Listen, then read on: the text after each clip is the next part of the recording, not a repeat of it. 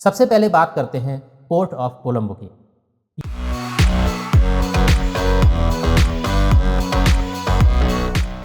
अब आते हैं चाइना की तरफ। पहले बनाओ, फिर चलाओ और फिर समय पूरा होने पर ट्रांसफर कर दो। हम्बनटोटा पोर्ट। यहाँ जो बात दुनिया भर में सबसे ज्यादा चर्चा में रही वो है 99 साल की लीज।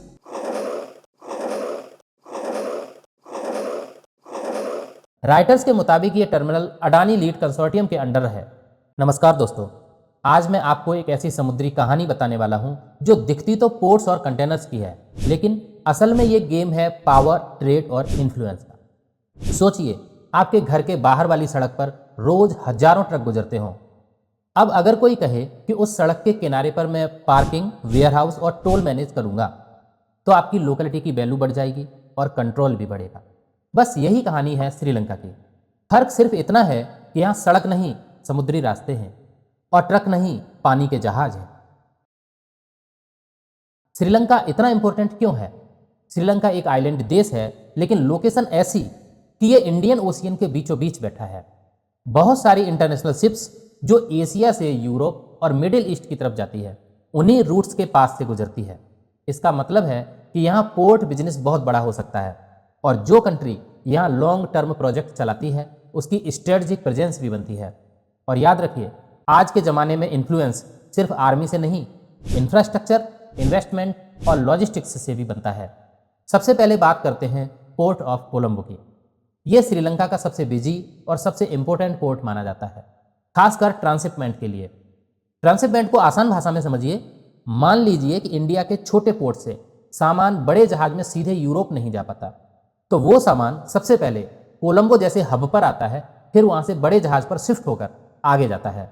यानी कोलंबो एक तरह से स्विचिंग स्टेशन है, समंदर वाला। पोर्ट ऑफ कोलंबो ने 2025 में 82,91,178 TEUs हैंडल किए, जो अपने आप में बड़ा डाटा है।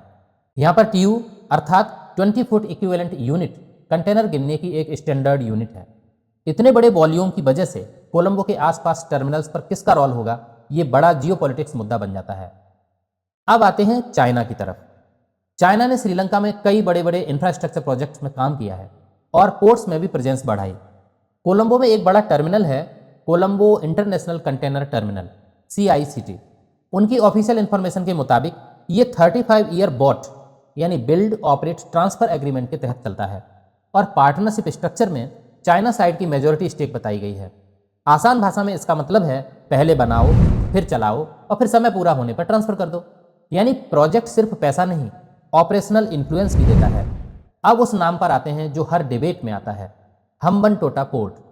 यहाँ जो बात दुनिया भर में सबसे ज़्यादा चर्चा में रही वो है 99 साल की लीज और डील स्ट्रक्चर। कई रिपोर्ट्स में यह भी आता है कि डील में चाइना मर्चेंट साइड की 70% स्टेक वाली कंसेशन और PPP स्ट्रक्चर रही। आसान भाषा में समझिए तो आपका घर आपका ही है, लेकिन आपने किसी को बहुत लंबे समय के लिए चलाने का अधिकार दे दिया, तो ऑनरशिप और कंट्रोल पर सवाल तो उठेंगे ही। और हम्बनटोटा के आसपास अब इंडस्ट्रियल जोन, लॉजिस्टिक्स और एनर्जी लिंक योजनाएं भी बातचीत में रहती हैं, जिससे पोर्ट का कॉमर्शियल उपयोग बढ़े। उसी कॉन्टेक्स्ट में राइटर ने रिपोर्ट किया कि साइनोपेक का हम्बनटोटा के पास $3.7 बिलियन रिफाइनरी वाला प्रोजेक्ट फास्ट ट्रैक करने के लिए एग्रीमेंट हुए, ताकि पोर्ट सिटी की यूटिलिटी बढ़े। अब इंडिया क्या कर रहा है? इंडिया की सोच सिंपल है। श्रीलंका के साथ ट्रेड, सिक्योरिटी और रीजनल स्टेबिलिटी जुड़ी है, इसलिए इंडिया भी इन्वेस्टमेंट और पार्टनरशिप से प्रेजेंस बनाना चाहता है। कोलंबो में एक की डेवलपमेंट रहा है Colombo West International Terminal, CWIT। Reuters के मुताबिक ये टर्मिनल अडानी लीड कंसोर्टियम के अंडर है और फेज वाइज ऑपरेशनल भी हुआ। कंप्लीशन पर 3.2 million container per year capacity तक जाने की बात आई। इस कंसोर्टियम में अडानी पोर्ट्स और जॉन कील होल्डिंग्स जैसी एंटिटी का स्टेक स्ट्रक्चर भी राइटर्स ने बताया। अब बात करते हैं एनर्जी साइड की।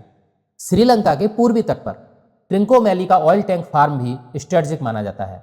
2022 की रिपोर्टिंग में टैंक कॉम्प्लेक्स को 50 साल के फ्रेमवर्क में अलग अलग हिस्सों में बांटने की डिटेल आई।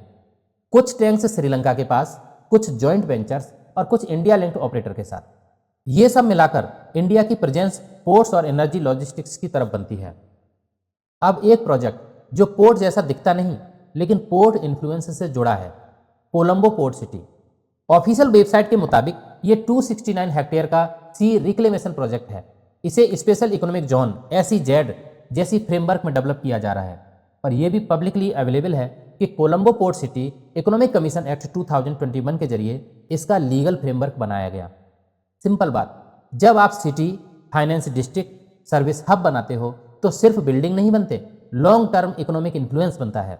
अब सबसे इंपॉर्टेंट पॉइंट, श्रीलंका क्या चाहता है?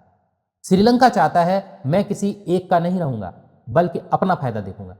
श्रीलंका ने 2022 के आसपास सीवियर इकोनॉमिक क्राइसिस देखा।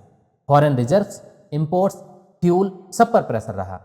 ऐसे समय में कोई भी कंट्री इन्वेस्टमेंट लाए तो श्रीलंका के लिए वो ऑक्सीजन जैसा होता है। लेकिन दूसरी तरफ जनता के मन में सवाल भी आता है, कहीं सोवरेनिटी कंप्रोमाइज तो नहीं हो रही है, कहीं डेब्ट ट्रैप या लॉन्ग लीज से फ्यूचर कंट्रोल तो नहीं चला जाएगा। इसलिए श्रीलंका अक्सर बैलेंसिंग एक्ट करता है, चाइना से भी, इंडिया से भी और कई बार US और अदर्स से भी, जिससे कि और ऑप्शंस खुले रहें। तो दोस्तों, ये China versus India influence war असल में बंदूक वाली वॉर नहीं है, ये है इन्वेस्टमेंट की वॉर, ऑपरेटिंग राइट्स की वॉर, लॉजिस्टिक कंट्रोल की वॉर और फ्यूचर में रीजनल इन्फ्लुएंस की वॉर। जब भी इंडियन ओशियन में ट्रेड रूट सेफ और स्टेबल रहते हैं तो ultimately shipping cost, imports, exports और इकोनॉमी पर असर पड़ता है, यानी इनडायरेक्टली असर हम सब तक आता है।